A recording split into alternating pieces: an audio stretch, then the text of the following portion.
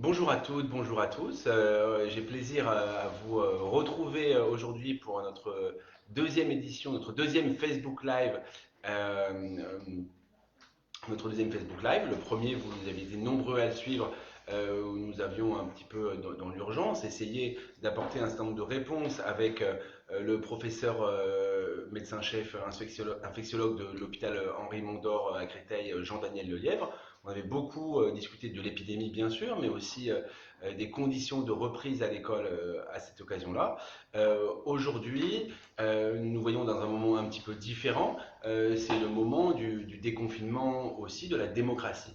Vous le savez probablement toutes et tous, les élections ont été reconvoquées, le deuxième tour pardon, des élections municipales qui avait dû être arrêté, chacun s'en souvient, est donc reconvoqué le dimanche 28 juin. Et j'ai souhaité qu'au moment où nous redémarrons cette campagne, vous avez dû recevoir dans votre boîte aux lettres une petite lettre que je vous ai adressée pour présenter un petit peu notre philosophie dans ce redémarrage de campagne. J'ai souhaité que nous puissions avoir ce moment d'échange interactif avec vous, loin finalement des grands meetings, mais pour en premier lieu répondre aux questions que vous vous posez.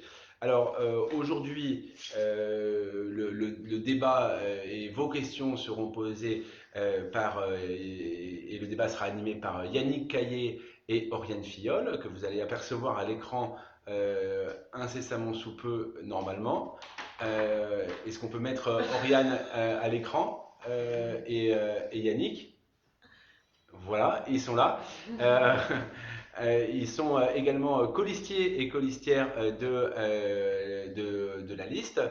Alors je n'ai plus les positions en tête, mais ça sera l'occasion pour chacun et chacune de se repencher sur la liste de notre syndic. Voilà.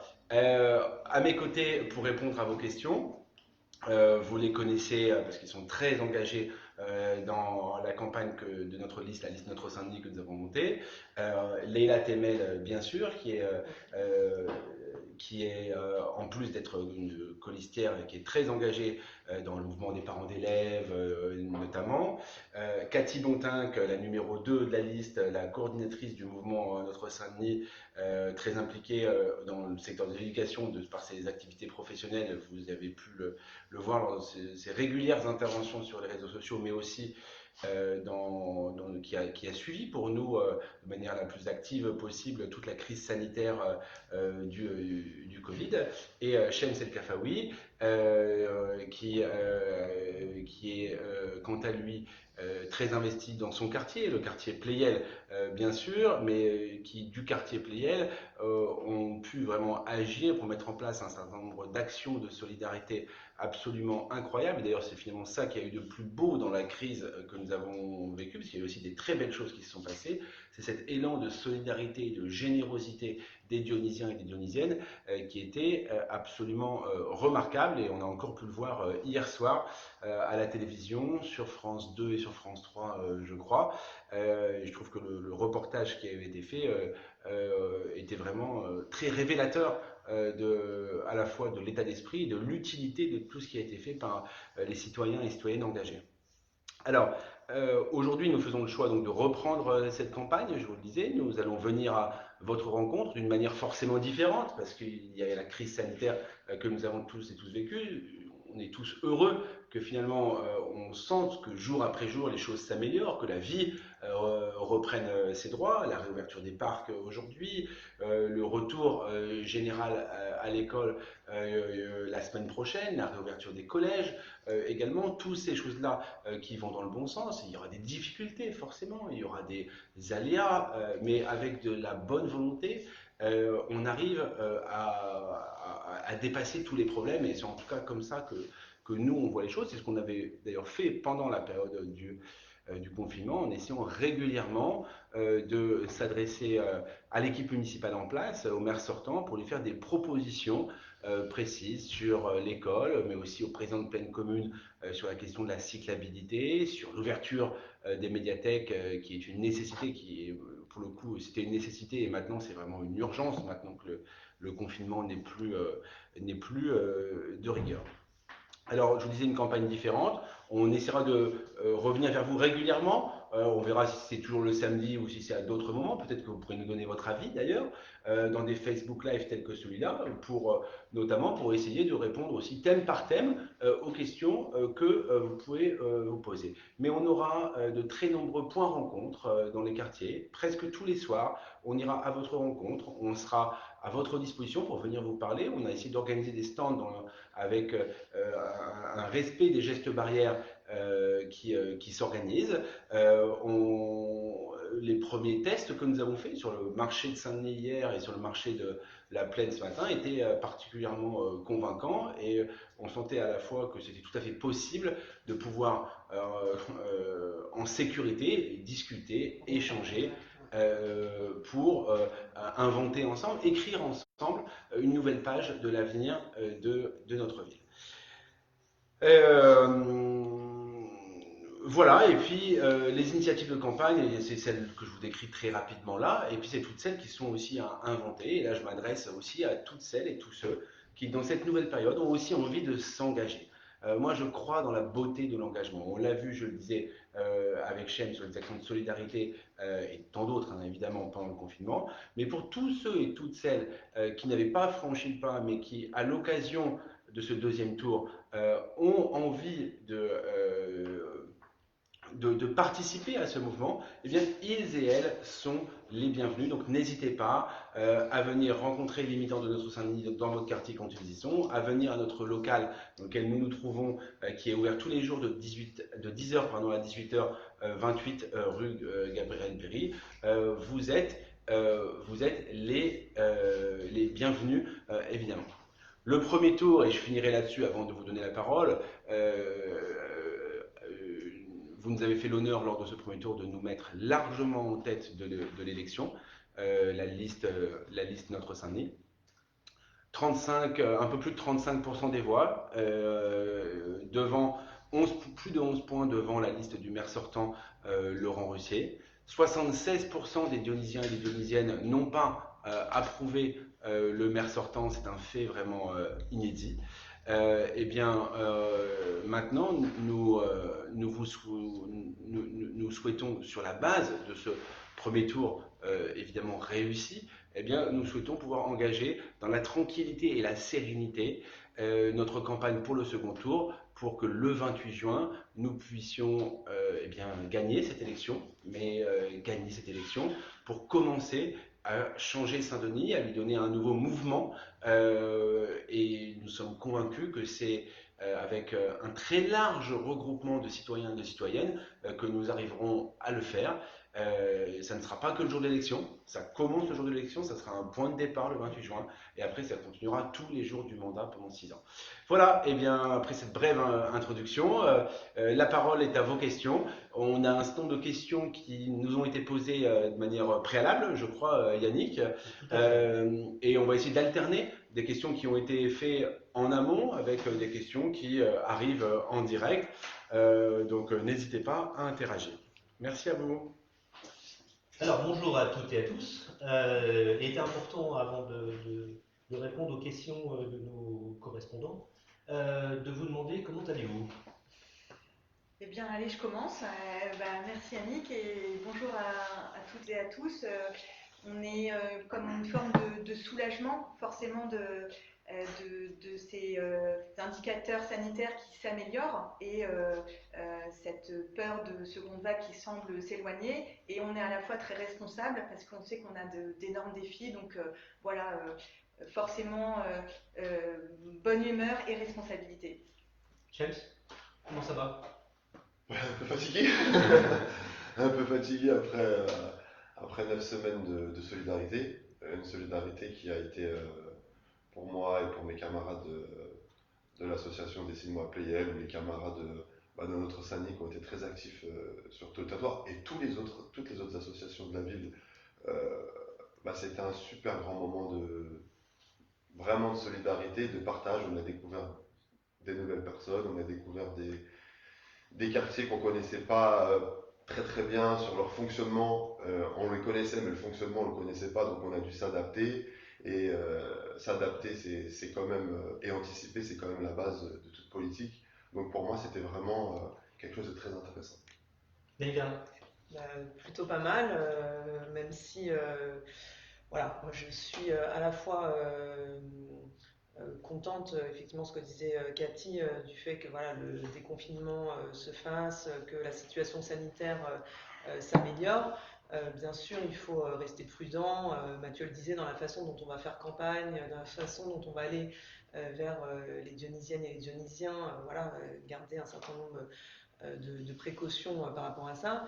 Mais forcément, en tant que président de l'association de parents d'élèves, en tant que parent d'élève d'un enfant qui est en grande section de maternelle, ouais, je vais bien, je suis contente qu'on reprenne la campagne, mais je suis assez en colère sur la situation de la reprise ou de la non-reprise des écoles à Saint-Denis. Et c'est vrai que par rapport au public et aux gens, aux habitants qu'on a pu voir pendant toute la période, la crise sociale finalement que la crise sanitaire a révélée, je trouve qu'elle est particulièrement prégnante à Saint-Denis et que cette crise sociale, elle appelle plus de services publics, mieux de services publics. Et l'école, pour moi, c'est le premier service public qui doit tout de suite être déconfiné, être au service des familles et surtout des enfants. Et là, voilà. Avant de commencer par répondre aux questions que ceux qui sont en ligne aujourd'hui, je terminerai par Mathieu, savoir comment ça va et quelle dynamique pense-t-il mettre en place durant cette campagne. Non, mais écoutez, ça va. Moi, je vous l'ai dit dans mon propos introductif. Moi, je suis très content que la vie reprenne. Voilà, et chaque jour un peu plus. Donc, il faut le faire en restant prudent, bien évidemment. Mais on a eu assez de mauvaises nouvelles pour pouvoir se réjouir quand on en a des plutôt positifs. Il y a beaucoup de Dionysiens et Dionysiennes qui ont souffert dans leur chair de la maladie, qui ont été endeuillés. Je ne l'avais pas fait dans mon propos introductif, mais évidemment, je veux avoir une pensée pour toutes celles et tous ceux qui ont perdu un proche, et puis pour ceux qui sont encore convalescents aujourd'hui. Il y en a de moins en moins, heureusement, mais il en reste de très nombreux. Donc ça montre que la bataille n'est pas terminée. Mais voilà, il faut qu'on aille de l'avant. Il faut qu'on aille de l'avant. Et donc nous, on veut participer à ce mouvement qui s'enclenche. Merci. On va commencer par une question qui a été posée par Nicole et Salah, par mail ou par Facebook. Je pense que c'est une question qui s'adresse à Cathy, donc je me permets vous aviez un programme en mars, allez-vous le faire évoluer? Si oui, quelles sont les mesures ajoutées ou retranchées? Quelles seront les premières mesures, même symboliques, que vous prendrez en cas d'élection et qui montreront que le changement dans cette ville est amorcé? Enfin, je souhaite, toutes les deux d'ailleurs, souhaite vraiment que votre équipe gagne. Alors, ça c'est plutôt un bon témoignage. Voilà, c'est donc important de savoir comment va évoluer la campagne et le programme adapté depuis mars. Merci de cette question et du message de soutien.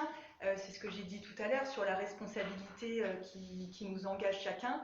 Il y a le fait de faire la campagne différemment, mais il y a également le fait de tenir compte effectivement de ce qui s'est passé, de ce que les habitants ont exprimé pendant ce confinement. Donc c'est vrai qu'on avait été les premiers à sortir notre programme que vous avez toutes et tous eu en fin janvier. Un programme qu'on avait voulu voilà, le plus large, complet, le plus concret pour incarner le changement pour la ville. Et ce programme, quand à l'épreuve de ce qui se passait sur le plan sanitaire, mais aussi de la difficulté sociale, on a regardé ce programme et c'est vrai qu'on s'est aperçu qu'il comportait déjà énormément de mesures qui allaient être d'autant plus fondamentales à mettre en œuvre et que du coup on avait assez bien vu les choses, notamment sur ce côté de ville résiliente et de ville durable, puisque cette crise, elle montre un besoin d'agir dans l'urgence, mais elle montre aussi un besoin de transformation de la ville sur la durée. Et finalement, notre concept de ville équilibrée, il se retrouve d'autant plus dans ce qu'on a besoin de faire là. Donc c'est vrai que tout ce qu'on a développé sur l'écologie, sur les circuits courts, sur la production locale, là vont évidemment être très importants à prioriser. Sur la santé également, On a beaucoup parlé de la surmortalité qui était très forte en Seine-Saint-Denis et encore plus à Saint-Denis, et qui là appelle bien sûr des mesures sur le plan de rattrapage pour notre territoire, mais qui appelle aussi une action locale, une action de la mairie. Je pense à la santé, je pense au sport santé qu'on avait priorisé dans notre programme, l'ouverture d'une deuxième maison médicale de garde. Toutes ces structures vont nous permettre d'être aussi davantage près si il y a soit une autre crise, soit on a besoin de répondre aux besoins des habitants. L'aspect du numérique également, beaucoup ont vu que là, il fallait, pour le travail des enfants à la maison, pour le télétravail de ceux, puis tout simplement pour rester connectés, parce que le lien social a énormément souffert pendant cette période. La question du numérique est vraiment au cœur. On l'avait travaillé avec la signature d'une charte avec Emmaüs Connect. On l'avait travaillé avec l'impératif d'avoir une meilleure connexion dans la ville, le très haut débit, la fibre. Tout ça, vous êtes nombreux à nous avoir dit qu'on ne pouvait plus rester encore en retard à Saint-Denis. C'était déjà dans notre programme, et donc ce sont des mesures qu'on va énormément prioriser. La lutte contre l'habitat insalubre, bien évidemment, les conditions de logement, là, voilà, ont montré les inégalités, à quel point elles pouvaient être creusées aussi par cette question du logement et notamment en période de fermeture des écoles. Donc voilà tout ce qu'on avait dans notre programme. Bien évidemment, vous avez raison de le souligner, il y a une attente forte des habitants de le faire évoluer.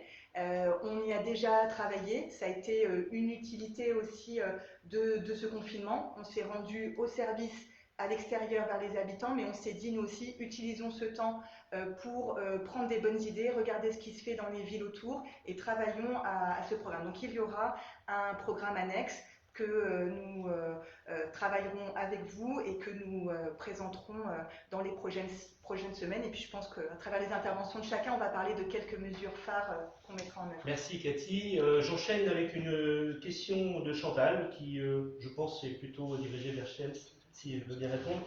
J'ai vu que vos colistiers ont fait beaucoup d'actions d'aide alimentaire pendant le confinement, puisque vous avez lancé l'idée de créer des épiceries sociales et solidaires. En quoi cela consisterait-il et est-il prévu d'en créer dans plusieurs quartiers? Pourra-t-on également y déposer des dons de vêtements, par exemple? Oui, je vais essayer de répondre en deux temps. La première chose, c'est qu'effectivement, très très tôt au début de la crise, je pense juste après le premier tour des élections, notre association, nous, la ANPL, Décide-moi PL, avait commencé à travailler sur les problèmes liés à la fermeture d'école. Les fermetures d'école, ça a été compliqué dans tous les quartiers. Donc c'est par ça que tout a commencé pour nous, parce qu'on était obligé de faire des photocopies à plus de 300 familles, 5 jours sur 7. Ben on le fait jusqu'à maintenant. Et à partir de là, l'aide alimentaire a commencé. Ce qui était intéressant dans cette aide alimentaire par rapport à notre Saint-Denis, c'est qu'en fin de compte, comme je disais tout à l'heure, la politique, c'est l'anticipation, mais c'est aussi s'adapter à toute situation qui peut avoir. Là, il y en a une qui était assez importante. Donc, en base d'appui à Playel, j'ai été, moi, en tout cas, enthousiasmé, parce que c'est ma première expérience politique, un grand nombre de personnes le sait, et qu'en fin de compte, je ne m'attendais pas à ce que tous les quartiers, tous mes amis, tous mes camarades colistiers, ils ont mis la main à la pâte, ils se sont organisés, on a travaillé ensemble et directement dans les quartiers avec les associations de quartier. C'était ça qui était encore plus intéressant, c'est qu'on s'est fondu dans tous les quartiers et qu'on a été des soutiens dans quasi la totalité des quartiers. Donc après 9 semaines, et là on est sur la 10e semaine parce que nous continuons, on est les derniers, je pense, on continue à tous les jours travailler partout, et ça a donné l'idée de l'épicerie sociale et solidaire. Pourquoi? Parce qu'on s'est rendu compte que justement, a priori, et là je parle sur mon étiquette associative, je me le permets, la ville avait un projet de longue date. Mais comme souvent les longues dates et puis le réel, il y a un décalage. Donc nous, quand on a accéléré avec notre Saint-Denis sur la réflexion d'épicerie sociale, on a tous imaginé bien évidemment d'en faire dans chaque quartier, parce que chaque quartier de Saint-Denis est différent, mais aussi identique, et que dans ces épiceries sociales, on imagine aussi bien sûr des ressourceries qui seront liées au dépôt de vêtements, au dépôt de choses qu'on pourrait réutiliser, et surtout la fracture numérique. Donc, tout à l'heure, Cathy nous a parlé d'Emmaüs Connect. Je voulais juste dire que grâce à ça, parce que cette convention qu'avait signée notre Saint-Denis a permis de nous identifier, et qu'aujourd'hui, l'association des cinémas Playel a reçu une cinquantaine de smartphones et une centaine d'ordinateurs portables qui sont déjà distribués sur le sud de Saint-Denis et bientôt au centre-ville. Donc voilà, c'était vraiment, comme j'ai dit tout à l'heure, s'adapter et anticiper. Et on pense, justement, pour rester dans cette idée de s'adapter, d'anticiper, qu'à la rentrée, on pourrait, en tout cas sur le sud de Saint-Denis, en avoir une première épicerie sociale qui serait ressourcerie également, mais que dans l'idée d'équilibre, parce que c'est quand même la base de notre politique, c'est que tous les habitants pourront aller dans cette épicerie sociale d'une manière, j'allais dire équilibrée, mais c'est le bon mot, ça tombe très bien, ça veut dire que ce sera pour les gens en difficulté bien évidemment, mais les gens en difficulté, il ne faut pas les stigmatiser, donc en fin de compte, des gens qui sont pas en difficulté pourront y aller pour acheter des produits AMAP, pour acheter des produits bio, pour acheter des produits qui fonctionnent. Et en fin de compte, par un jeu d'écriture, on est en train de travailler dessus et qu'on est accompagné par Tafé Mafé actuellement, des gens qui connaissent bien ça et des grandes associations nationales. Ils ont trouvé notre projet très original parce que ça veut dire qu'une famille dionysienne en difficulté, une retraitée en difficulté, pourra acheter des produits subventionnés, mais pourra aussi acheter des produits bio à un tarif préférentiel par un jeu d'écriture dont on en est très fiers. Merci, James. L'enjeu, juste un mot pour oui. compléter là-dessus, par rapport à ce que je viens de dire, Shems, pardon, c'est une des propositions qu'on a fait pendant le confinement, voilà, d'essayer de structurer ça. Alors, mais de le structurer pas en partant de rien, en partant de l'expérience de ce qui s'est fait justement pendant le confinement, avec les réalités et les différences dans chacun des quartiers, mais en s'appuyant sur ces réseaux qui se sont constitués. Parce que moi, c'est très important pour moi qu'on arrive dans la suite du confinement, après le 28 juin, de ne pas faire en sorte que cette incroyable énergie qu'il y a eu, cet incroyable engagement, il n'est pas une suite. Donc ça ne sera pas le cas forcément de tout le monde, mais pour tous ceux qui veulent, en tout cas, si nous gagnons le 28 juin, demain, la ville sera aux côtés de ces acteurs qui ont envie de s'engager pour non pas faire à leur place, parce que ça, je sais, je ne crois que ça ne marche pas dans le temps long, mais pour essayer de créer, de les accompagner à créer une ingénierie qui donne de la pérennité à ces projets d'épicerie sociale et solidaire et de la pérennité dans le temps, parce que c'est ça qui est le plus dur sur ces projets-là. Merci Mathieu. Pendant que on a le direct, hein, on rappelle quand même que les questions peuvent être posées en direct, en live. Donc pour l'instant on n'en a pas, mais chaque personne peut éventuellement poser. On vous les reportera à chacun des intervenants. Nous enchaînons par Leïla sur la reprise des écoles. Je pense que c'est un sujet aussi d'actualité et surtout la question qui a été posée par Amine via le Facebook. Le déconfinement progressif a été annoncé 2 semaines avant le 11 mai. Il y avait le temps de mettre des choses en place pour la reprise de l'école, mais la mairie a une nouvelle fois perdu du temps. Quelles sont les mesures que vous auriez prises si vous aviez été élu maire le 15 mars pour l'école? Donc je m'adresse aussi à Mathieu. Le 22, en l'occurrence. Le 22, donc en l'occurrence, oui. La prise en charge des élèves les moins favorisés, l'organisation du rattrapage du retard pris, l'organisation de la ville, notamment face aux gestes barrières et surtout, encourager les parents à reprendre l'école avant la rentrée de septembre. D'accord. Tu commences? Ouais, donc c'est Amine, c'est ça qui pose la Amine, question. oui. Merci Amine, et je pense que peut-être d'autres parents qui nous regardent se posent ces questions-là autour de notre projet sur l'école et l'attitude, ou en tout cas ce qu'on aurait fait par rapport au déconfinement. Je l'ai dit un petit peu en introduction tout à l'heure, c'est un sujet qui me met assez en colère parce que effectivement dès le 13 avril et l'allocution du président de la République qui donnait cette perspective du 11 mai comme temps de déconfinement des écoles, avec bien sûr tous les éléments de gestes barrières, de progressivité. On n'a pas dit que ça allait ouvrir dès le 11 partout, d'autant plus que Saint-Denis et la Seine-Saint-Denis, et l'ensemble de l'Île-de-France d'ailleurs, étaient à ce moment-là en zone rouge. Donc effectivement, entre le 13 avril, les annonces, et le 11 mai, il y avait quelques semaines pour préparer les choses. D'autant plus que même, j'irai plus loin, en amont des annonces du président de la République, à partir du moment où on est rentré dans une phase de confinement, on savait tout de suite que la question des masques, la question du gel hydroalcoolique, la question des sanitaires était déjà un sujet qui se posait pour les écoles.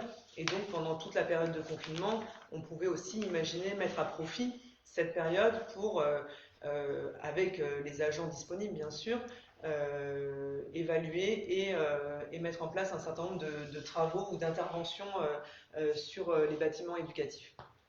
Après, quand il y a eu l'annonce du président, nous, très rapidement, une dizaine de jours après, notre Saint-Denis a élaboré 10 propositions, a fait part de 10 propositions, vous les avez peut-être vues, pour justement contribuer au déconfinement éducatif, se dire qu'après 2 mois de confinement, les enfants, on a parlé des questions de logement, des questions sociales, avaient besoin de retourner à l'école pour, bien sûr, les apprentissages, mais avant tout déjà pour recréer du lien, pour avoir accès au langage, pour pouvoir partager des moments qui soient extérieurs à des environnements ou des appartements parfois insalubres ou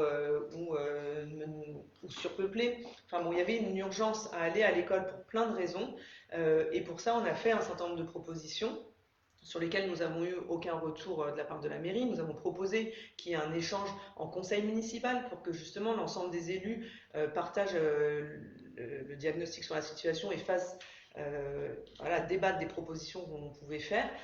Non pas pour donner la leçon à qui que ce soit, mais justement pour se dire que dans la période de crise qu'on rencontrait, comme ça a pu être le cas dans d'autres villes, l'intelligence collective, ce n'était pas quelque chose de grave, on pouvait en discuter collectivement, et surtout quand il s'agissait de reprendre l'école dans la situation de crise qui était celle-ci au moment du déconfinement. Donc voilà, nous on a fait des propositions qui étaient de dire qu'avec les moyens de l'éducation nationale, avec effectivement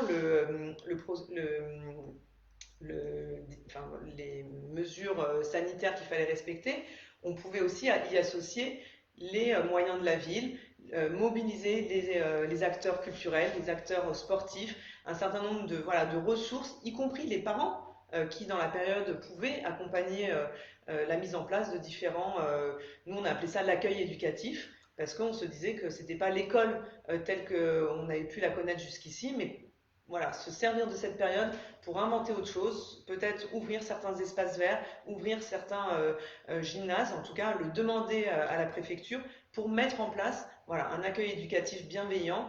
Et il nous semblait que c'était possible et que c'était le bon moment justement pour, avec des petits groupes de 5, 10, avec les parents volontaires, notamment des enfants prioritaires tels qu'ils sont définis. Donc c'était les enfants très éloignés de l'école, les enfants dont les parents devaient absolument reprendre le travail, mais nous on ajoutait les critères qui étaient ceux du ministère, à savoir les enfants en classe de grande section, les enfants en CM2 ou en 6e.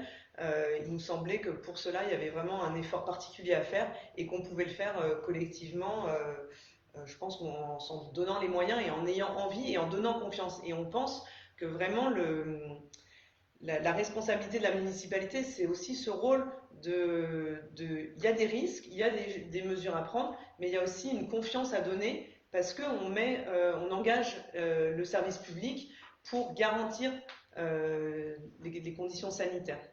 Leïla, je peux rebondir à ce que tu dis parce qu'il y a, et donc il y avait les mesures par rapport il y a un témoignage de Karima sur Facebook justement qui rejoint un petit peu ce que ton ressenti et le ressenti je pense de tous les intervenants. Elle disait que le volontariat des parents n'est pas respecté à Saint-Denis. Je pense qu'on peut le faire. Les informations sont floues, la mairie et l'éducation nationale se renvoient la balle. C'est ça. Au final, certains enfants sont censés reprendre mardi matin et là, nous n'avons aucune info. Que doit-on faire? Juste là-dessus, et je te laisse Mathieu, mais c'est vrai que cette question du volontariat, je veux bien admettre que dès le départ, de toute façon, le ministre de l'Éducation, le gouvernement en général, à partir du moment où il introduit une base de volontariat, ça met en difficulté les collectivités, ça met en difficulté les parents. Plus personne ne sait s'il doit prendre la responsabilité d'envoyer son enfant, s'il doit prendre la responsabilité d'ouvrir les écoles. Ça, effectivement, ça peut fausser la discussion. Mais dès lors qu'on est des élus en responsabilité, il me semble que on doit garantir que ce volontariat, et nous, on serait allé plus loin, on aurait dit à Saint-Denis, il y a un droit, et un droit à l'accès à l'éducation, à l'accès à l'école, et que on prend la responsabilité de garantir ce droit. Et après, effectivement, comme l'éducation nationale était sur la base du volontariat, les enfants qui ne seraient pas allés n'auraient pas été pénalisés, mais nous, on aurait garanti ce droit, et je pense que c'est ça qui est important de rappeler. Merci Leïla. Oui, Je m'adresse. ouais, Oui, je voulais rajouter un mot sur le sujet parce que c'est un sujet grave. C'est un sujet grave.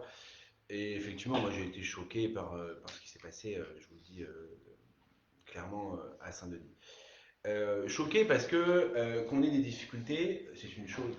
Et moi je ne suis pas pour dire que c'est facile, etc. Mais on a senti, nous, qu'il y avait un problème de volonté. Qu'il y avait un problème d'ailleurs d'absence de volonté. Que l'enjeu était finalement d'essayer d'arriver aux vacances en ayant fait le moins possible et en ayant accueilli le moins d'élèves possible. Et d'ailleurs, les chiffres qui nous ont été donnés, ils ont été 70 la mais première semaine. complètement faux. D'ailleurs, on n'était pas du tout en mesure, si 15% des élèves, ce qu'on nous avait expliqué, 2400 élèves. C'était présenté devant l'école le matin, ils n'auraient pas pu être accueillis parce que les choses n'avaient pas été construites de telle manière. Ça, c'est pour le passé. Et j'allais vous dire, moi j'ai surtout envie de regarder devant. Voilà, parce que là, on a eu une annonce forte du Premier ministre. Alors, est-ce que les choses ont été bien gérées au niveau du ministère?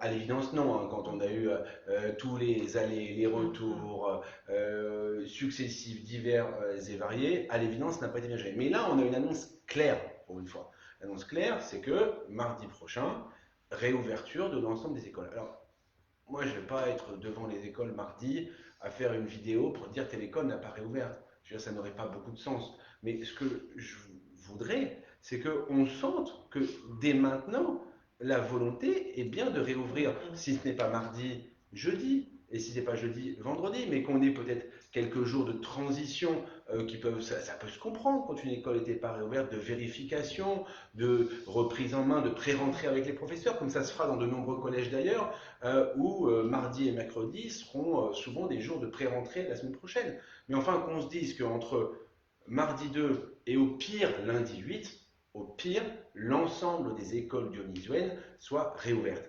Et après, ça va se reconstruire effectivement petit à petit. Et ça nous permettra plus facilement de voir d'ailleurs qui sont les décrocheurs. Parce que des fois, les décrocheurs ne sont pas ceux qu'on croit. Voilà. Et ben, quand on verra ceux qui ne reviennent pas à l'école, ce sera plus facile d'identifier éventuellement qui sont les décrocheurs. En tout cas, il y a une urgence absolue. Même de décrocher. Ouais, il y a une urgence absolue à agir là-dessus.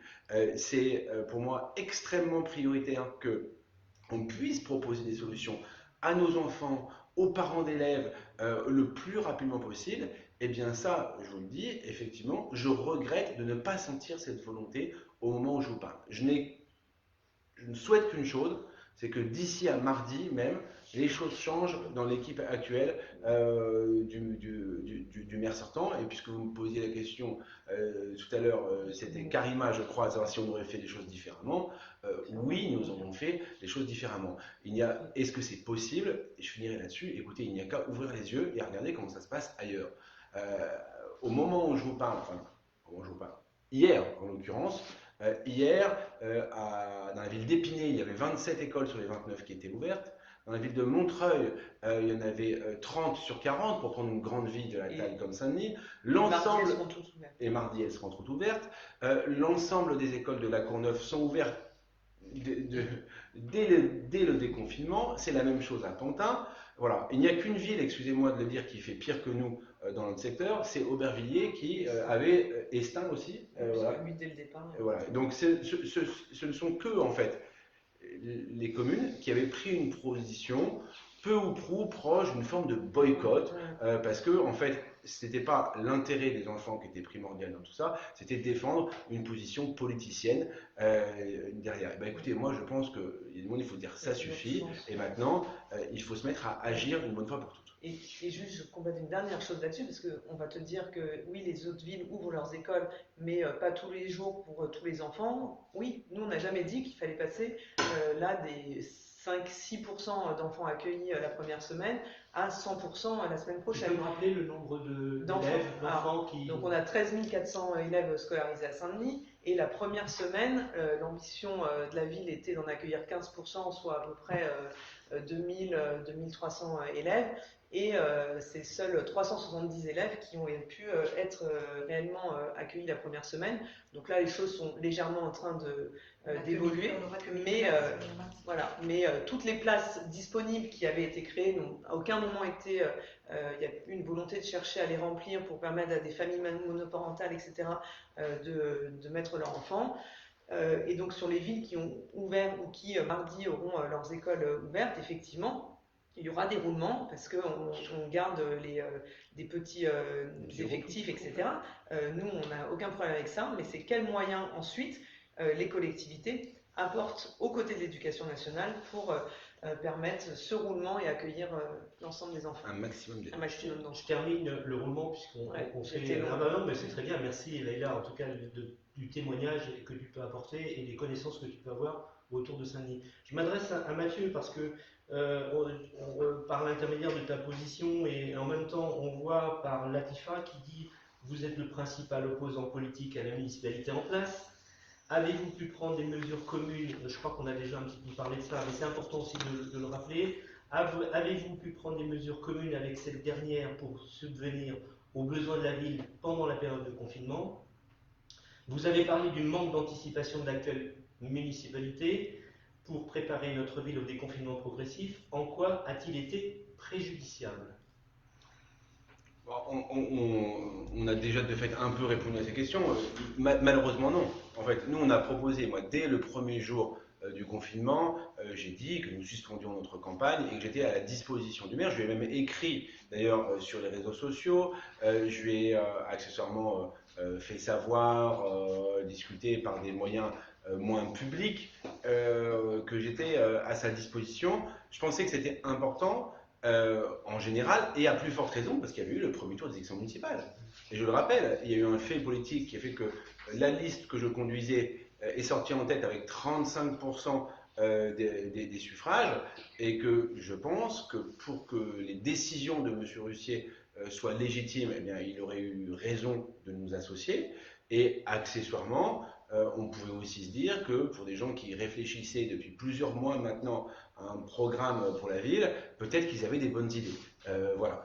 C'est pas le choix qui a été fait par Laurent Russier, parce que moi je n'ai eu quasiment aucun contact direct avec lui dans cette période. C'est pas faute d'avoir essayé. Écoutez, les choses sont ce qu'elles sont, donc du coup on a décidé aussi nous d'essayer d'agir par nos propres moyens, comme on le pouvait, en rendant des services partout où c'était possible. Voilà, donc en quoi ça a été préjudiciable? Bah, écoutez, je pense que si M. Russier nous avait associés dès le début, peut-être qu'il nous aurait plus écoutés sur la question, par exemple, on l'évoquait à l'instant des écoles, mais je vais vous prendre un autre exemple pour sortir de ce champ-là. Moi, il y a une chose que, honnêtement, au moment où on parle, je n'ai toujours pas compris, surtout avec des écoles peu ou prou fermées, c'est pourquoi est-ce qu'on n'a pas réouvert les médiathèques. Alors pas les réouvrir en accueil ou physique, mais il y a un système comme de nombreuses librairies ont fait de click and collect, on dit en anglais, de drive, peu importe comment on l'appelle, mais c'est quand même pas grand-chose. En plus, ça existe sur le site internet actuel, de réserver un livre et de juste passer le chercher quand on passait faire ses courses. Et donc, de ne pas utiliser les outils qu'on a à notre disposition, moi je vous avoue que ça me laisse pantois. Et en tout cas, c'est des choses qu'on aurait gérées de manière différente. Merci Mathieu. Eva qui nous pose deux questions dans deux thèmes précis, sur le vélo et la propreté. Je reviendrai sur la propreté, je pense. On va commencer par le vélo. Cathy, je soulignerai quand même que Eva est dionysienne depuis 1 an. Donc c'est important quand même de le rappeler. Elle nous l'a témoigné. Les nouvelles pistes cyclables, d'après elle, c'est bien. Nettoyer de temps en temps, ce serait mieux. Il y a des verres, des bouteilles, des morceaux de parpaing, bref, une véritable épreuve d'obstacle et dangereuse sur quoi? Je ne parle pas des voitures qui s'installent éventuellement sur les pistes cyclables, ça m'arrive personnellement également. Pour finir, quand est-ce que la station de vélo de Vélib à Port de Paris sera remise en route? Parce que la date officielle apparemment semble reculer tous les 3 mois. Et enfin, quelle autre proposition faites-vous en faveur du vélo à Saint-Denis? C'est assez complet, mais... Oui, bonjour Eva et plus bienvenue à Saint-Denis. Vous devez commencer sûrement à un petit peu connaître la ville et tout ce qu'elle a de merveilleux et aussi tout ce qui nous énerve au quotidien en termes de gâchis. Donc effectivement, sur la question du vélo, on a été... on sait que c'est un sujet majeur et qui s'est révélé, alors c'est le cas de toutes les grandes villes, où là, la question du post-crise sur le vélo est vraiment très important. Et nous, on en a la conviction que c'est pas du tout un délire de bobo ou juste des écologistes qui ont envie de se faire plaisir. C'est un besoin qui est très important sur la question des mobilités. C'est un besoin qui recoupe en plus la pratique sportive. Et puis en ce moment, on a envie d'être en plein air plutôt que d'être dans la ligne 13. Donc ça, on l'avait déjà largement anticipé dans notre programme. Et d'ailleurs, on avait un Zoom dédié à nos propositions sur le vélo, qui était porté par Idantine Vanzekela, qui est une de nos colistières de la Plaine.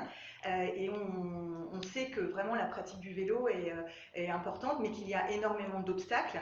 Et à Saint-Denis, comme on peut dire, c'est encore plus qu'ailleurs le parcours du combattant. Donc on avait annoncé 40 km de pistes cyclables en plus, quand le bilan de la majorité est catastrophique sur ce point-là.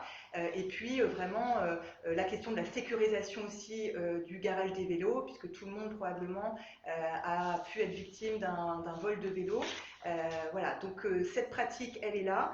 Il n'y a que à pouvoir porter cette envie des citoyens de pratiquer le vélo. Et nous, dans nos annonces là sur la prise en compte de la crise sanitaire, on voudra effectivement aller plus loin, notamment sur les pistes cyclables temporaires. Là encore, vraiment une hérésie. On a poussé pendant le confinement. Ça a été encore redit en conseil municipal, enfin organisé le 28 mai, alors qu'il n'y a rien eu pendant le confinement. Adrien Delacroix, Corentin Dupré, nos élus d'opposition, ont poussé sur cette question, et avec, là encore, et aussi une responsabilité de pleine commune, pas du tout d'anticipation. Donc comme d'habitude, les autres grandes villes avancent sur cette question des pistes temporaires, et on est c'est encore très minime. Donc voilà, dès cet été, on voudra aller beaucoup plus loin sur cette question des pistes cyclables temporaires et pérennes. Merci Cathy. Je voudrais justement coupler avec la deuxième question qui porte sur la propreté. Leïla, si tu veux bien y répondre, ou éventuellement. Elle nous dit, Eva, malgré des points plus que positifs à Saint-Denis, elle est peinée de voir la ville laissée à l'abandon et aussi peu nettoyée, surtout en temps de crise sanitaire. On l'a vu tous, je crois. Il serait judicieux de revoir le système de ramassage des ordures recyclables, les ordures recyclables, qui ne passent que 2 fois par mois. Aujourd'hui, qu'allez-vous faire? Avez-vous le pouvoir de changer ce planning? Ça, c'est important.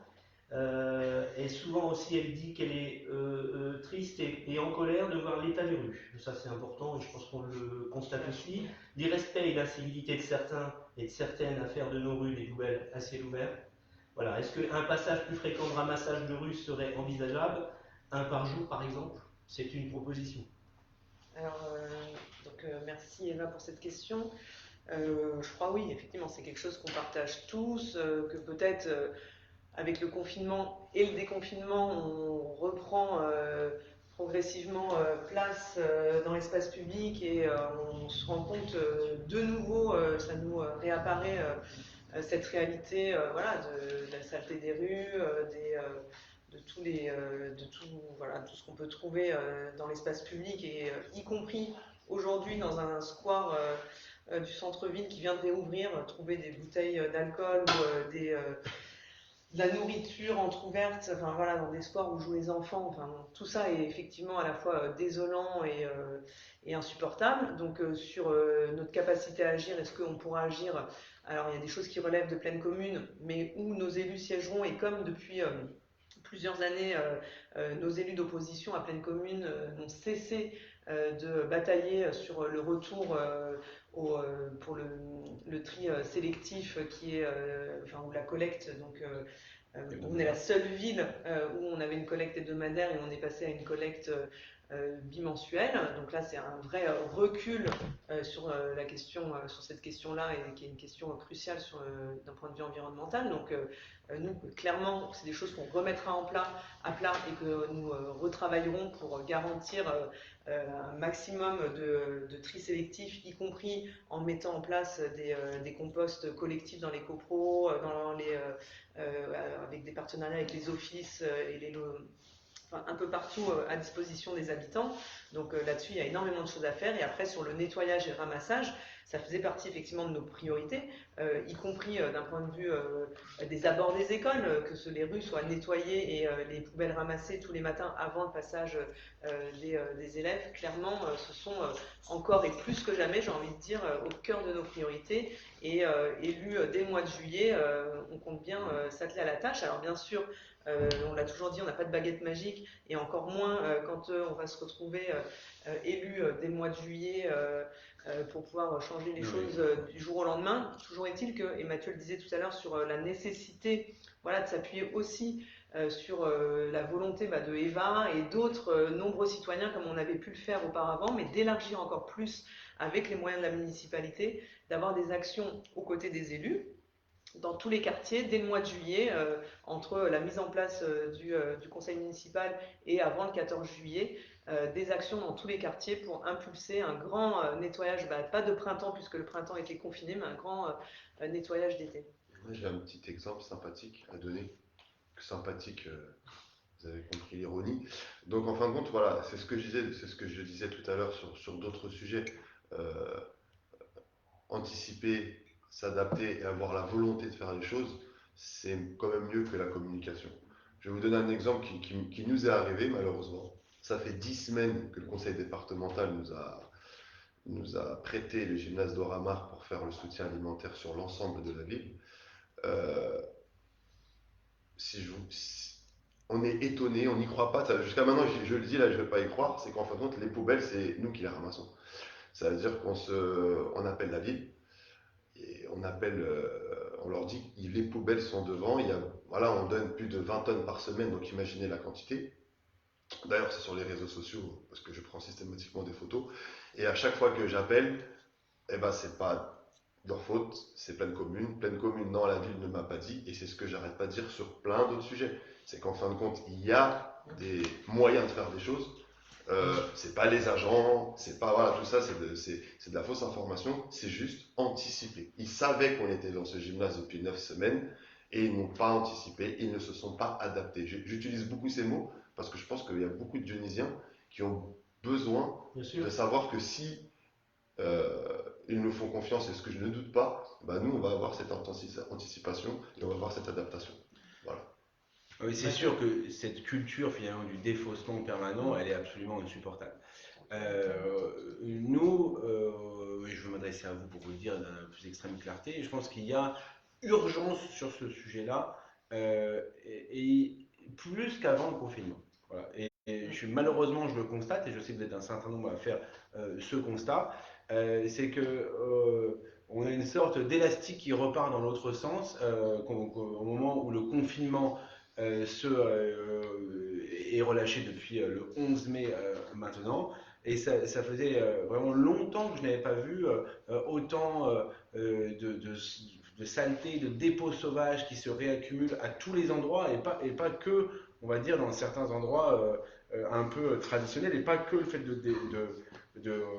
enfin voilà, du fait de mauvais comportements, à l'évidence. Donc, il va falloir prendre les choses à bras le corps, parce que ce n'est Ce n'est plus possible et ça ne sera pas tolérable.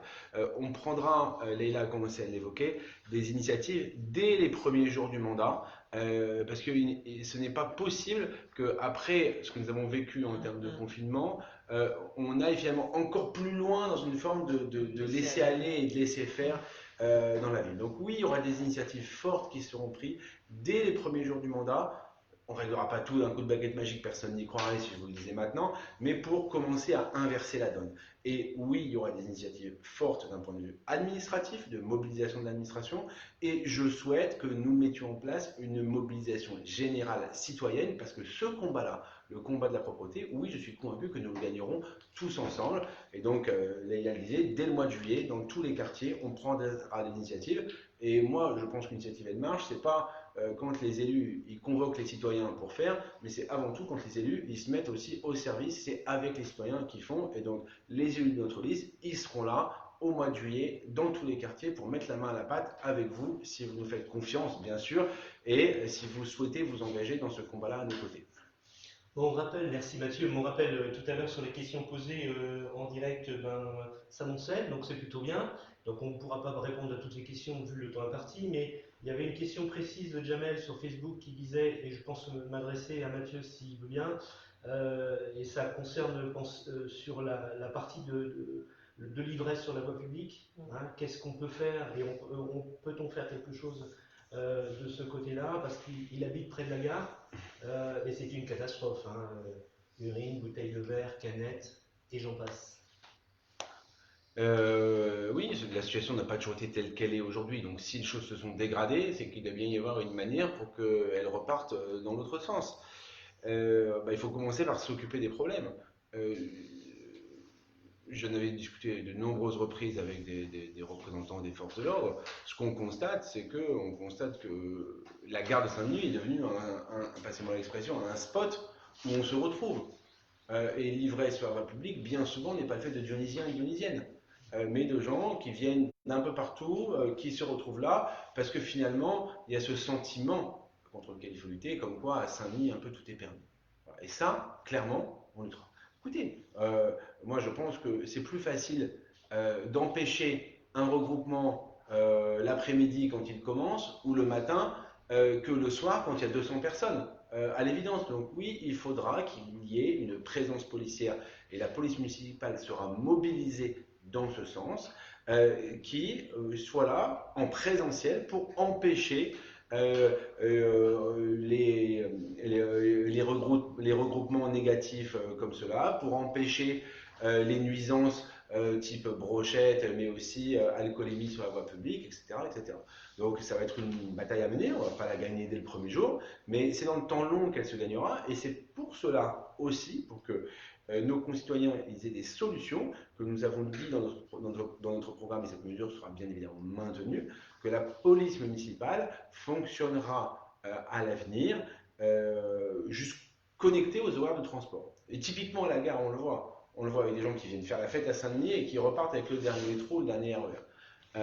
En tout cas au moment où les transports s'arrêtent. Donc la police municipale qui marche le soir, c'est une priorité, et ça, on s'en donnera les moyens très rapidement.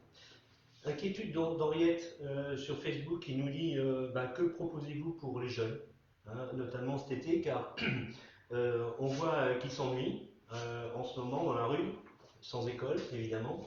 Et puis il y a aussi une question complémentaire, une proposition d'Awa qui demande aussi ce qui va être fait et ajoute qu'il lui semble nécessaire d'envisager des mesures sociales, scolaires et de suivi psychologique. Je m'adresse, Léla, Cathy. Oui, dans ce qu'on veut travailler sur nos programmes complémentaires, on a bien sûr identifié ces besoins avec un été qui devra à la fois aborder des thématiques qui seront nécessaires de culture, de sport et de festif aussi, parce qu'on a besoin d'un été qui soit au service de ça, et puis aussi avec des questions plus lourdes qu'il faudra aussi aborder, celle du soutien psychologique sur tous les âges de la vie. Je crois que là, notamment sur les seniors, qui ont pu, au-delà du fait d'être potentiellement touchés par le virus, ont vécu le confinement de façon difficile, et les seniors sont vraiment souvent assez ignorés, parce qu'on dit Saint-Denis est une ville jeune, et donc les 15 000 Dionysiens qui ont plus de 60 ans, on en parle très rarement. Et alors ceux qui sont isolés à domicile, on en parle encore moins, et finalement ce sont des personnes qui ont de réels besoins. Donc oui, il y aura dans notre plan d'action de l'été ce public-là à pouvoir aller vers lui, avec des personnes qui aussi parfois veulent encore rester plus à domicile parce que ce sont des publics fragiles, donc on en tiendra compte. Et donc on veut travailler cet été sur l'ensemble de ces dimensions. Je dis juste un tout petit mot aussi sur les violences intrafamiliales qui ont été fortes. Les chiffres ont vraiment explosé, que ce soit les violences envers les femmes et également les violences envers les enfants. Et c'est un des enjeux aussi dont la mairie est complètement dans le déni là-dessus, qui ne veut pas entendre ce besoin de faire sortir les enfants aussi pour ça. Voilà. Après, on est aussi réaliste. Le deuxième tour des élections, il est le 28 juin. On a une motivation et une envie énorme, et on sait qu'on sera soutenu par les habitants, par vous, pour aller le plus vite possible. Mais il y aura aussi du temps, ça ne sera pas pour le 29 juin. Donc on va prioriser. On va travailler avec les habitants, et surtout, c'est là notre appel qui sort complètement de cet enjeu, c'est de dire pourquoi cette mairie ne travaille pas maintenant à ce plan de l'été, et qu'en conseil municipal encore jeudi, il a présenté un rétroviseur, c'est-à-dire tout ce qui avait été fait depuis le 11 mai, ce qui n'avait pas été fait, et aucune perspective. Le 28 mai, la mairie présente des actions jusqu'au 2 juin, et après, malgré les questions de ce qu'on a posé à l'opposition, on n'a aucune visibilité. Donc ça, on prendra cette situation malheureusement le 28 juin, et on fera tout notre possible pour qu'on soit au rendez-vous cet été. Merci Cathy. C'est juste là-dessus, je pourrais dire un mot sur ce qu'on a commencé à réfléchir autour de l'accueil éducatif, de gérer la transition avec le retour à l'école en septembre. Voilà, l'idée. Oui, juste pour Chem, justement, il y a une question d'Avoie qui vient d'arriver, hein. Ouais, donc chaud, très chaud. Que proposez-vous pour les jeunes à Saint-Denis pendant les vacances d'été? Voilà, ça tombe bien. la transition est bien faite. Nous, ce que je disais tout à l'heure, c'est qu'aujourd'hui, malheureusement, l'élection a été reportée par rapport à cette crise qui a touché tout le monde. Donc, nous, on a aussi cette capacité à être factuel et à être réel dans notre action. C'est que, comme le disait Cathy tout à l'heure, moi je suis un militant associatif, je n'ai pas spécialement d'informations sur un grand programme estival. Ce qui fait que l'élection du 28, si on fait en réfléchissant un minimum, on sera mi-juillet en poste, et que l'été on sera entamé, et qu'en fin de compte on va être en action. Donc nous, ce qu'on a décidé pour ne pas justement tomber dans le manque d'anticipation et ne pas tomber dans le manque de vision, c'est qu'on travaille sur la fin de l'été. Et sur cette fin d'été, on a comme pour objectif de préparer les enfants dionysiens à retourner à l'école. Parce que vous l'avez bien compris que l'école, c'était un grand désaccord qu'on a avec la majorité. Je peux en donner vite fait, très rapidement, un petit exemple. Hein. Moi, je suis parent d'élève président à Anatole France. C'est, je crois, la plus grande école de Saint-Denis. Monsieur le maire nous a annoncé 130 places. Il n'y en a que 30 dedans. Et je vais juste faire un petit message avec une petite photo par mail à monsieur le maire. C'est qu'aujourd'hui, les enfants sont plus en sécurité à l'école que, là, je suis venu à pied. Les enfants, ils sont tous dehors, il n'y a plus de masque, il n'y a plus rien du tout. Et voilà, donc c'est des choses qui ne sont pas compréhensibles. C'est-à-dire que tout était prévu à l'école, mais on ne préfère pas y aller, on préfère les laisser en danger dehors. Donc ça, c'est dit. Mais nous, on réfléchit à préparer les enfants avec des activités éducatives et des activités, pas spécialement de rattrapage scolaire, parce qu'ils sont quand même en été, mais des nouvelles... Voilà. de leur donner de l'acquisition pédagogique en matinée, pourquoi pas, parce que souvent, c'est ce qu'on dit, c'est que c'est très intéressant pour les enfants. Je parle sur le contrôle d'une institutrice, une professeure des écoles plutôt, et que l'après-midi, on travaillerait avec notre très riche milieu culturel et très riche milieu sportif à des activités sous forme de programmes dans les quartiers, parce que chaque quartier, encore une fois, est unique, mais il est différent. Je me permets de couper, Shems, parce qu'il y a une question de Nathalie qui parle justement de sport santé et la piscine de Marmier. Va-t-elle rouvrir cet été? Enfin, je vais répondre Au moins là-dessus. pour les différentes associations, je pense que c'est. Non, mais je vais répondre là-dessus parce que pour le coup, c'est une question qui me concerne, très liée, parce que la piscine de Marville aujourd'hui est gérée par le département de la Seine-Saint-Denis. On fait tout pour que la piscine de Marville, et notamment son bassin extérieur, mais aussi le bassin extérieur éphémère du parc Georges Valbon, on fait tout pour qu'il puisse rouvrir. Il y a un protocole sanitaire qui permet aux piscines de rouvrir à partir du 22 juin.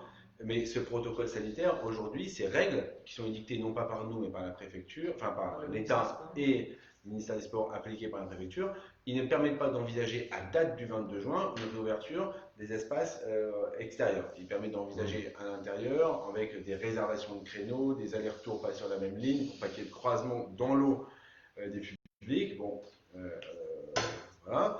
Moi, je suis pas expert donc pour infectiologue pour dire si c'est juste ou pas juste, donc je commenterai pas le protocole. Mais néanmoins, des échos qu'on a pu avoir, c'est qu'il n'est pas impossible que ce protocole évolue favorablement au cours des semaines à venir, au cours de début juillet. Donc, ce que je peux vous dire, c'est qu'on essaie d'anticiper au maximum pour que dès que possible, on soit en mesure d'ouvrir la piscine de Marville et la piscine éphémère de Georges Valbon. Après, il y a un point qui est aussi très important, ça va être... Le 2 juin. Oui, mais le point, je pense, qui va être aussi très très important, c'est de bonifier. Mathieu, tu l'as dit tout à l'heure, c'est de bonifier le travail exceptionnel qui a été fait dans tous les quartiers de Saint-Denis par toutes les associations sportives, culturelles. C'était tout le monde qui a aidé dans cette crise sociale et l'aide alimentaire. Et je pense que vraiment, une ville, et je vais le redire, parce que c'est vraiment le manque dans cette ville, doit anticiper les problèmes, avoir une vision et surtout la volonté de réussir cet été. Et je pense que, en tout cas nous, on va quand même aussi s'appuyer sur toutes les associations de la ville qui souhaitent travailler, les associations de Floréal à Dourdin, il y a Écho des 100 mots qui travaille la petite liberté, je vais en oublier, SFC Solidarité, Seven Dream qui a été exceptionnel pendant cette période. Voilà, désolé, je vais vous oublier, on a travaillé ensemble pendant 2 mois, mais vous savez tous que je pense à vous, et qu'à partir de là, je pense que c'est vous aussi une des clés, et on l'a dit tout à l'heure sur les parents qui doivent, voilà, que la ville elle doit apprendre aussi à lâcher et à donner des vraies directions et la volonté pour réussir tout ça. Voilà. À plus forte raison, s'il y a effectivement, en plus cet été, des sujets encore pour partir à l'étranger pour un certain nombre de nos concitoyens qui ne pourront pas le faire, et si on a un été chaud comme on nous l'annonce caniculaire, donc il faudra se reposer toutes ces questions sur l'accès à l'eau. Voilà, elles étaient déjà très présentes dans notre programme. Voilà, donc là, on ne sera pas dans un problème de volonté, on sera un problème de temps pour faire. Voilà, mais en tout cas, écoutez, sachez que nous anticipons là-dessus pour nous préparer à faire au mieux de nos possibilités avec une élection qui, il est vrai, il faut bien le constater, arrive très tard, le 28 juin. Voilà, c'est pas nous qui choisissons cela pour le coup. Il y a des questions qui restent. Ah, vas-y. Non, mais un petit complément sur notre ambition aussi pour cet été. On l'a vu et la crise l'a montré et pour certains parents qui travaillent, la question du samedi et d'avoir une offre d'accueil pour les enfants, notamment le samedi, était un sujet. Et donc, tout à l'heure, on s'était posé la question, je ne sais plus qui posait la question de si on revoyait un peu des éléments de notre programme. Et typiquement, là-dessus, on s'est dit, donc, dans la mesure du possible, dès cet été, le mettre en place. Sinon, en tout cas, l'intégrer pour la fin de l'été et dans nos mesures que nous mettrons en place à partir de la rentrée. Enfin, voilà. il y a cette question d'avoir des accueils de loisirs ouverts pour permettre Le samedi. le samedi, bien sûr, pardon, d'ouvrir le samedi pour des parents qui travaillent et qui se retrouvent régulièrement en difficulté. Donc voilà, on aura à cœur d'avoir une offre éducative, une offre de loisirs. Nous passons, il nous reste à peu près 30 minutes, donc on essaye de répondre à toutes les questions qui nous sont posées, parce que on ne pas oublier, il y en a encore. Ouais. Il y en a notamment la question de Marc, d'ailleurs, qui se rejoint avec celle de Marion. Un par mail, un par Facebook. On est important aussi les différents canaux. C'est une question qui n'a pas l'air d'être tranchée, du moins d'un point de vue opération. On a fait 35%, enfin vous avez fait 35% au premier résultat, et mathématiquement, comment faire avec Pour arriver à ce 50. résultat exactement. Comment comptez-vous faire avec d'autres listes? C'est une question posée par Marion et par Marc également. Est-ce qu'on partage avec d'autres sujets, avec d'autres listes? C'est une question qui reste encore en suspens et qui n'est pas claire apparemment. Voilà, c'est une question qui surtout n'est pas très claire pour nos opposants, parce qu'au moment où on parle, ils sont depuis 5 jours en discussion qui n'en finissent pas pour essayer de finir par se mettre d'accord. Alors je comprends qu'ils mettent du temps, parce que ça fait quand même 6 ans qu'ils étalent leur division au conseil municipal, que la ville est bloquée parce qu'ils n'arrivent plus à prendre de décisions communes, et on l'a vu à de très nombreuses reprises dans ce conseil municipal.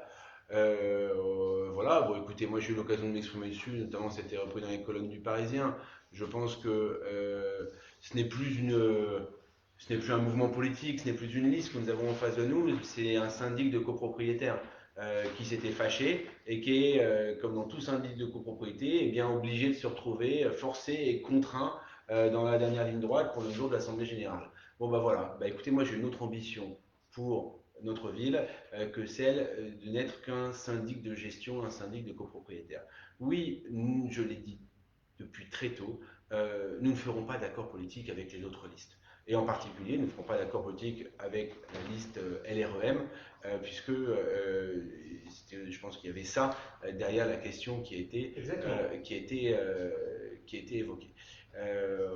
Monsieur Aïdara, très respectable bien sûr, sa liste a fait 9,7%, n'est pas en mesure de se maintenir. On a eu les uns et les autres des échanges avec des colistiers, des amis ici ou là. Moi, je vous le dis, je pense que le programme était différent. Il a lui-même dénoncé à de nombreuses reprises qu'ils étaient vraiment très éloignés. Il y a évidemment, je pense, des points de convergence sur telle ou telle analyse, mais en tout cas, il n'y avait pas quelque chose qui est extrêmement important, qui s'appelle la confiance. La confiance n'était pas là aujourd'hui entre nos équipes. Moi, je pense qu'on peut travailler avec des gens qui sont différents à partir du moment où il y a la confiance pour construire ensemble. Si c'est pour se regrouper, pour finalement faire des sourires ensemble, mentir de fait aux électeurs en disant que tout va bien, alors que dès que la caméra est éteinte, tout va mal, eh bien ça, à la fin, ça provoque des catastrophes durant les 6 ans du mandat. Eh bien ça, je n'en veux plus. Je laisse tout cela à mes adversaires, messieurs Russier et Bakayoko, qui manifestement feront le sourire ensemble mardi matin quand ils annonceront l'accord. Chacun saura que ce sourire n'est évidemment que de façade. Nous, à cela, à ces simagrées, nous opposerons la clarté. La liste que j'ai déposée au premier tour est la même que la liste du deuxième tour. Elle a d'ailleurs été redéposée le 16 mars, parce que nous pouvions le faire avant le début du déconfinement le 17 mars. Et c'est sur la base de cette clarté, de ce savoir-faire, de ces compétences et finalement de cette aussi envie, cette joie de partager que nous avons construit, tout ce que nous avons fait ensemble, y compris pendant le confinement, que nous nous présenterons devant vous. Et à la fin, je vais vous dire, vous savez, ce n'est pas ceux qui ont recueilli des suffrages qui décident. Les seuls qui décident, ce sont les électeurs et les électrices. Donc évidemment que les choses sont possibles, évidemment qu'arriver 11 points devant le maire sortant, c'est un séisme politique à Saint-Denis, et évidemment que la réalité politique de cette ville, ce n'est pas que 24 plus 18, ça ferait 42, parce que ça reste très largement à démontrer, 24 et 18 étant les scores de messieurs Russier et Bakayoko, la seule réalité politique de cette ville, c'est que 76% des gens ont désapprouvé le bilan du maire sortant. C'est ça la réalité. Eh bien, ce mécontentement, je le comprends, je le partage, ce mécontentement de 3/4 de la population, et je vous invite à ce qu'il s'exprime, quel qu'a été votre vote au premier tour, de manière la plus claire possible, en vous mobilisant pour le 28 juin autour de la liste que j'aurai de nouveau l'honneur de conduire, la liste de notre syndic. Merci Mathieu. Une question justement aussi qui porte sur notamment de Stéphane et Abdelkader qui se posent des questions sur les projets au niveau de la gestion du personnel municipal, l'application des 35 heures de manière réelle et quelle politique en matière de taxes foncières.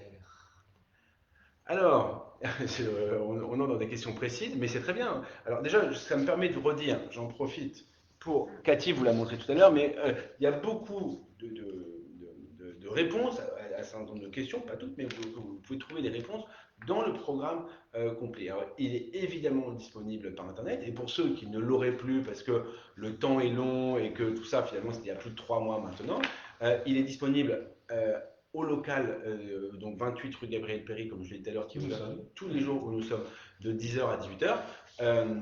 Donc vous pouvez venir le récupérer quand vous souhaitez, et si vous ne pouvez pas ou ne voulez pas vous déplacer, faites-nous un petit mail ou un petit signe et on vous l'enverra chez vous ou on vous le fera déposer avec grand plaisir. Donc sur la question des excusez-moi Yannick, c'est taxes foncières et la gestion des 35 heures. Alors c'est deux questions très différentes. Complètement. Et je veux le dire, et je voudrais pas imaginer qu'il y ait une connexion entre l'une et l'autre, etc., etc.